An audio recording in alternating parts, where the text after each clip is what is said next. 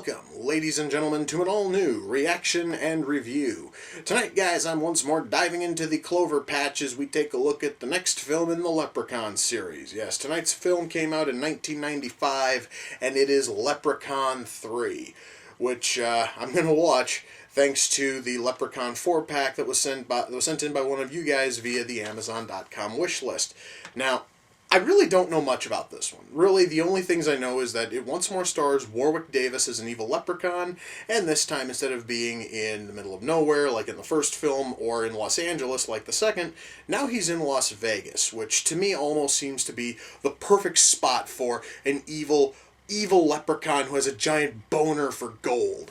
Vegas almost seems like the perfect home for him. I'm really curious exactly what they can do with it. In fact, this one is probably the one I'm the most optimistic about. So, yeah, it's time to see if this one's any good. So, without further ado, it's time to kick back, relax, and check out Leprechaun 3.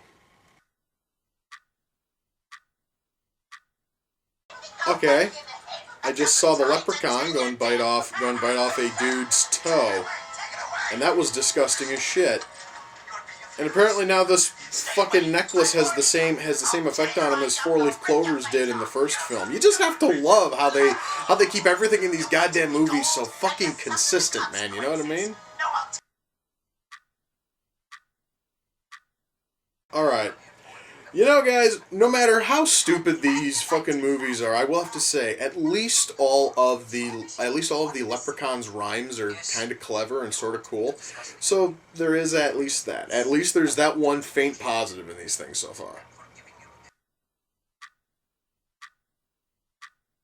So hang on, whoa. Let me see if I understand this. So the leprechaun can grant anybody's wish as long as they have one of his gold coins. Yet, mind you, the movie itself says this, but it apparently is the coin itself that grants the wish. I really wish that this movie could try to be consistent just a little bit. I'm not asking for much, guys.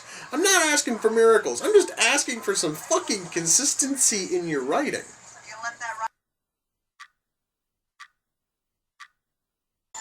Okay, so apparently leprechaun blood is acidic. You know, shockingly, I really can't even bitch, about that, because it's something that was never touched on in the previous films. At least it's something that's interesting to know. But now I have a feeling that by the time we get to fucking Leprechaun 4, his blood is no longer going to be acidic. Just call it a wild hunch. Alright, I totally know I've got plenty of time to talk about this when the film's done. But the acting in this thing is really fucking bad, guys. Swear to God, this acting is shit. And I'm not just talking about, like, actual dialogue acting. I'm also talking, like, body language and everything. All of it really sucks, but I'll have plenty of time to talk about that when this shit heap is done.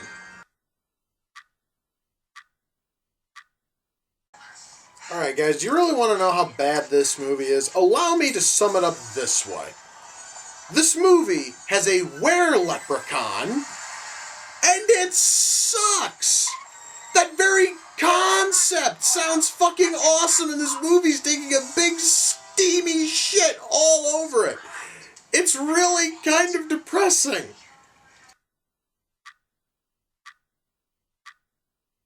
Jesus Christ, that was fucking bad. Well, guys, that was Leprechaun 3. Let me, kill the movie.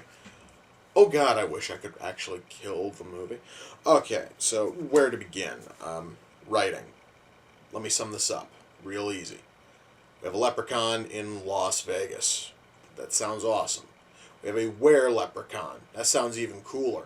This movie was able to systematically fuck up both of those by having characters who are bland and lifeless, having deaths which are not nearly as cool as the ones in the previous Leprechaun films, having special effects which are questionable and shitty. That is just across the board. Guys, I could sit here, I am going to itemize all the problems, but I will say, I guess I should get the one positive out of the way first. This one minor positive comes in acting. Because, you see, the acting in this movie is complete and total shit. Almost everybody absolutely sucks, save for one actor. And that is Warwick Davis. in terms of talent, Warwick Davis towers over everybody else in this fucking movie. Wow, that pun actually kind of hurt a little. Whoa. Okay. That's never happened. Okay, but yeah, Warwick Davis is the only good actor in this entire film. Everybody else would be laughed out of a community theater, okay? They all suck. Hell, they honestly would have been laughed out of a fucking elementary school play. The acting in this thing is that bad. For everyone who thinks that stuff like The Room and Plan 9 have bad acting, no. Leprechaun 3 has bad fucking acting. Okay. Oh, dear God, that acting is shit. Alright. So, we have acting which is absolutely lifeless, but of course that partially is because our story is very, very lazy. You see, now, earlier I mentioned that, at least at that point, the Leprechaun's rhymes were still pretty good, because for those of you who have never seen any of the Leprechaun films, the Leprechaun has a habit of occasionally speaking in, like, limerick-style rhymes. And throughout the first two films, they were really good. And then for, like, the first, I'd say, like, half hour of this movie, they were still pretty solid. And then the limericks became more and more shitty as the movie went on. And it got to a point where they were barely even rhyming schemes. They were just, oh God, no, guys, that is how bad the dialogue in this thing is that they took one of the staples of the Leprechaun's dialogue and they turned it into complete and total shit. While I'm on the subject of stuff that was sort of a staple, one thing I kind of liked about the first two Leprechaun films was the really creative deaths. I'm talking, we had, like, in the first film, the fucking leprechaun goes and he crushes somebody to death by jumping on them with a fucking pogo stick.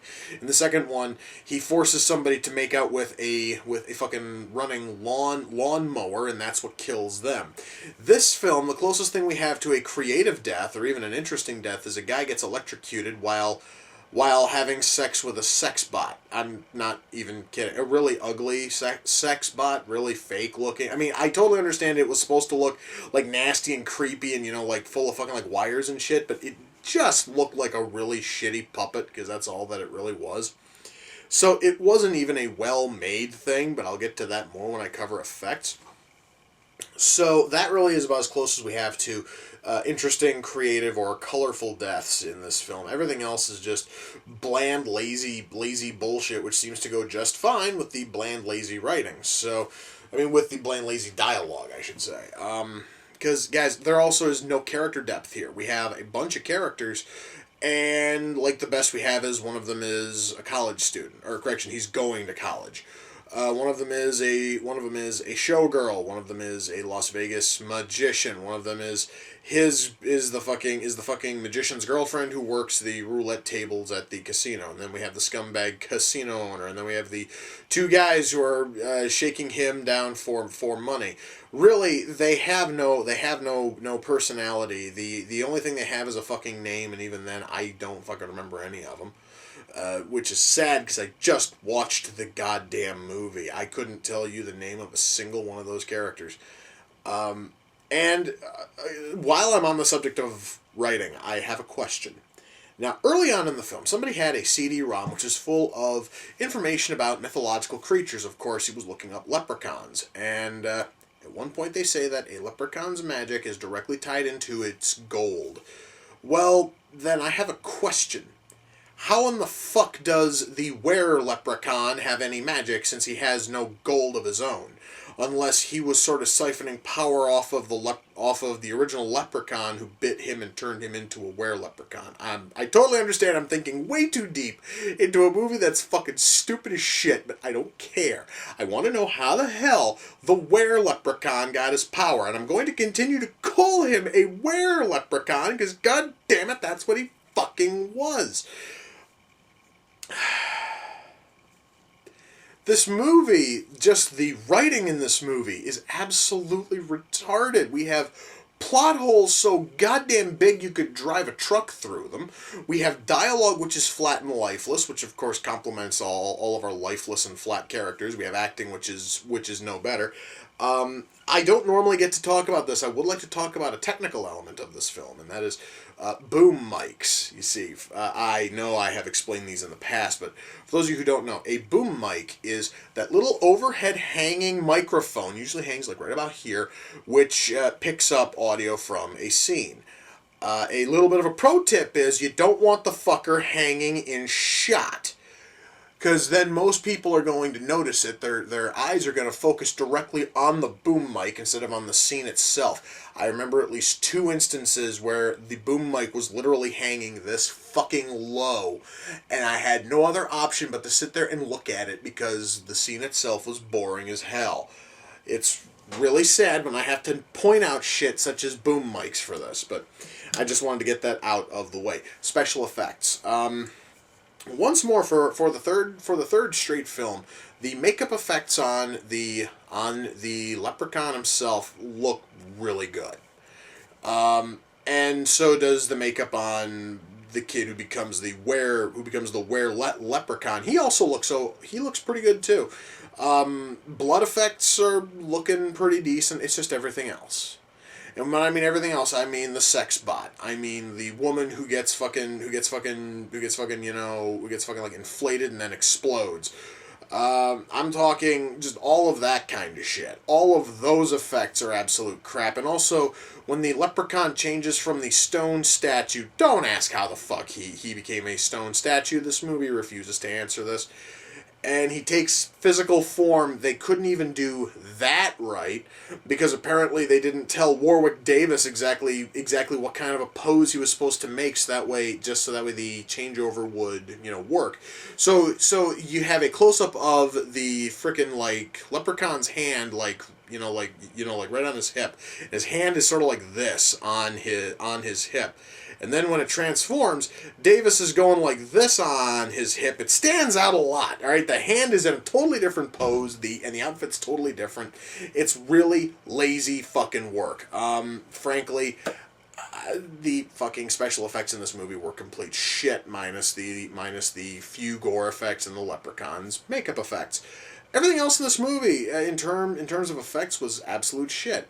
Camera work was okay, minus the obvious hanging boom mic. I am really not kidding, guys. It hung this fucking low.